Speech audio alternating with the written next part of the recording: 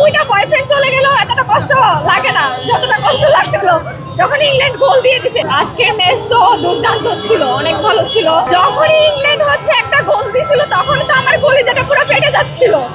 মানে কি বলবো, মানে 90টা বয়ফ্রেন্ড চলে গেল এতটা কষ্ট লাগে না যতটা কষ্ট লাগছিল যখন ইংল্যান্ড গোল দিয়ে দিছে। আর 80 মিনিট পরে যখন আর্জেন্টিনা গোল দিছে তখন তো এই খুশি আর কি বলবো, এটার মধ্যে তো কোনো খুশিই নাই।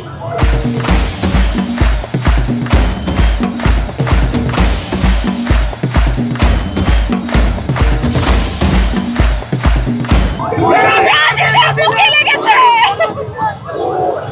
ব্রাজিলের বুকে লেগেছে, বুকে বুকে। এবার কে জিততে পারে ওয়ার্ল্ড কাপে?